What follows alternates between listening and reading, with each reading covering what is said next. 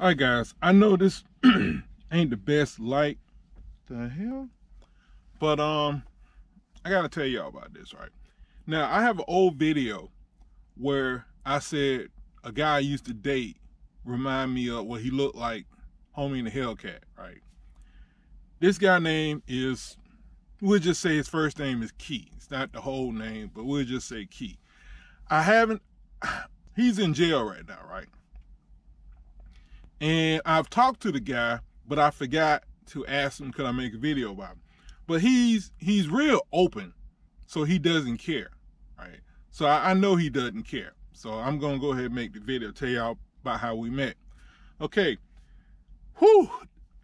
This guy is 27 years old now. I met him 10 years ago, right? Okay, I was riding down the road and there's a parking ride, and I saw him standing at the parking ride, and at the time he had a little meat on him, right? And I was sort of kind of normally I like slim guys, but I had been saying that I wanted to try a, kind of heavyset guy with a little meat on him or whatever, as long as he's clean, young or whatever, right? Man, that is. Young man. Anywho, oh, by the way, in Georgia, 17 is legal, right? Now, I don't go looking. Actually, I just found out a few years ago, actually 3 or 4 years ago, 16 was legal. But no, I don't mess with 16, right? Don't mess with, actually, I don't mess with nobody no more, okay? I gave that up. I just watch porn. That's all I do. But anyway, so I'm riding past this parking ride, and I see this guy, right? And I pulled over, started talking to him, offer him a ride, and we end up going somewhere. I don't know where we went. I think we went to my house. I don't know where we went. But anyway, the funny thing is this. Now, Key acts a little broke wrist, but he doesn't, well, he knows now, but when I met him, he thought that he was fooling everybody. He thought everybody who knew him thought he was straight. Everybody who knew him knew he was gay, because he act gay. But it was so amazing, he thought that he was fooling people. He thought he was, what's the word in the old days? Black people pretend like they were white, what do they call it? Passing. He thought he was passing. He was not passing. Anyway, so the crazy thing was this. He tells me he asked me to take him to a motel. He want to drop some money off to his mama and daddy. So I'm like, okay. So now I'm assuming, we're going to pull up at the motel. He's going to go in, drop the money off, hug him. Hey, how you doing? Or whatever. Come back out and get a car. We going to leave, right? That's what I'm assuming is going to happen. This fool brings his father out to meet me. His daddy. And I'm like, oh my, what the? The father comes out, kind of not real heavy, but, kind of black dude, look like he could, bust a grape or whatever. 100% straight guy. The guy comes out, shake my hand or whatever. And I'm so damn, I'm so confused. I'm so awkward. I'm so like, what the hell is going on, right? But, I mean, he was cool. He was like, hey, how you doing or whatever. And again, now, Key was 17, and I don't know. Well, I guess it was 10 years later, I was 39. Yeah, I know. Crazy, right? So I'm like, what the hell, So he hey, Pop, I'll talk to you later. He got in the car, we left. I'm sitting there like, man, what the hell you just do? And he like, oh, man, my father cool. He don't know we gay. And I'm like, he don't? Like, no, he think I'm straight. I'm like, but still, why the hell you want to introduce me to your father? Well, I just thought y'all want to meet. I'm like, what the hell? But anyway, that's the thing about when you're dealing with somebody and there's a hellified age difference between you and them, you both think completely, well, in some cases you think completely different. Other cases you think just like that.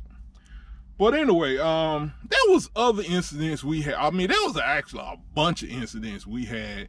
I mean, not like that. It was just, you know, there's some things I want to tell you guys about Key, but that might be kind of embarrassing, so I'm not going to tell you about that. But I'm going to be honest with you. He tried to be a pretty good friend. He really did. There was things he would, okay, I have this thing against plastic.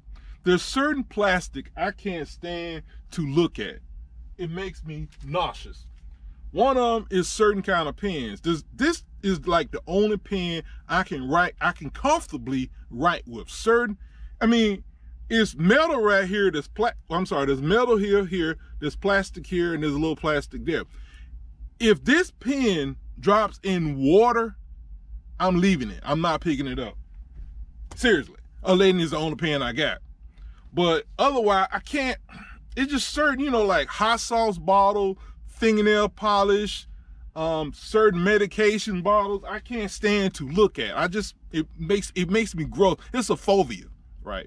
Is what it is. No, I'm not afraid of them. It just grosses me out. You know, it's sort of kind of like the people who, I have a female friend who has a son. He's about 17, 18 years old now. He won't eat the food. You know, if he have rice, peas, and chicken, if the rice and the peas touching, she said he won't eat them. He will not eat it. It have to be completely separated. Now, I'm nowhere near like that, but, you know, I mean, you have people that have phobias like that. I call my phobia phenolic phobia. Why? Because phenolic is type of plastic, and you know phobia afraid of. But again, I'm not afraid of it. It just makes me nauseous. But anyway, the point I brought that up is this. Key, like when we go to restaurants, we would eat, I would walk in and I would take the napkins and cover up the hot sauce, the Heinz 57, the A1, the ketchup, the mustard. I would cover all that up because it grosses me out. You know, I don't know, it's always been that way. You know, I had a friend one time that joked around with me, and he said that apparently when I was a kid, somebody parked the hot sauce bottle in my garage. That's what somebody joked around and said. I don't know, I don't remember if they did. But anyway, when I walk into a restaurant, Key would do that for me. He was like the only person I knew. I mean, even my sister, I mean, my immediate family, they know, but nobody ever walks in and covers stuff up. He's like the only person that would do that. So I'm sure the guy liked me. You know, it just, Key gained a lot of weight. When I first met him, like I said, he had a little meat on him. He was broke wrist, but he was kind of cute, but he gained a lot of weight, and he just kept gaining weight. I mean, the last time I saw him, he was bigger than me, right? He think he's like the finest thing in the world, which I'm happy for him, you know, but I'm not really into big guys, and he knows that. But he also knows that I will help him if he needs help. And he also reminded me several times that I taught him a lot of stuff that no one else taught him, you know. I mean, good stuff. I mean, wholesome stuff, you know. And I did. I tried, you know, because you know how they say, some of you straight people don't know this, but a lot of gay people, older gay men, will try to teach younger gay men how to live life safe and safely. And that's what I try to teach him, you know, how to live life safely. Why is he in jail? Again, that's his business. I don't want to put his business out while he's in jail, but he did call me a few months ago, and we talked for a little while. He explained to me what he did. Well, what they said he did, right? But anyway, I was just watching a Homie and Hellcat video, and I went to watch my video of this guy, Key, and I said they looked alike or whatever. Every time I see Homie, it reminds me of Key. Every time. I mean, to me, they look damn near alike. They talk different, but they sort of look alike. But anyway, what did Key and I do? Well, we'll just say this. he's a bottom, I'm a bottom. So I tried several times to, you know, get the F-150 in that garage, but the garage, I mean, actually the garage was, it was wide enough for the F-150. It just, the garage was, it was always full of mud. You know, it always had mud everywhere. So I didn't want to get mud on my tires. So I never drove my F-150 in there. Yeah, I know, kind of gross, right? But hey, man, that's about all I got to say about Key. Oh, Key has a younger brother that is 100% my type. I mean, he is a thug, right? But the younger brother is also crazy as hell, so he ain't my type. And of course, when I met Key, the younger brother was too young. I mean, I never, you know, I just knew him. I didn't, you know, I never tried anything, never. But when he got old enough, is also when I found, well, actually, he always told me he was crazy. He always told me the little boy was crazy. But and the funny thing is, I saw him like, I don't know, 7 months ago at a gas station. And he's grown now, right? And I didn't recognize him. I'm like, who the hell? Damn, I know him from somewhere. And he looked at me the same way, like, damn, I know him from somewhere. And I'm like, I know I ain't never picked this guy up, so where do I know this guy from? And it wasn't until he got in the car and drove off that I realized, oh, damn, that's Key brother. Key also has 2 older brothers. I've seen pictures of them, but I haven't met them. Yeah, I've known Key for a long time. I mean, he's the longest person. I mean, he's the first person I ever picked up and known him for this long. You know what I mean? I loved the one night he came over my house without calling. I mean, we just sat out in the parking lot and talked for a while. But it was, you know, it's amazing to know somebody so long, to have just met them, you know, from picking them off the street. It's interesting. But anyway, this is Dre. I hope you enjoyed the video. And somebody asked me, somebody commented on that video where I showed Key and Homie in the same video.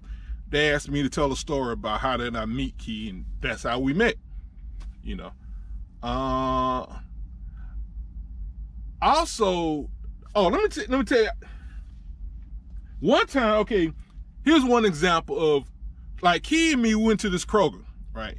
We went to this Kroger, he saw somebody he knew, and he was like, hey, whatever the guy name was, and the guy looked like, oh my God, is this gay guy talking to me? The guy looked really, you know, the expression, deer caught in the headlights? That's the way guys would always look. And he like, hey, how you doing? And the guy would be like, oh my God, this gay guy is talking to me. And I told him one day, I said, man, you know people know you gay, right?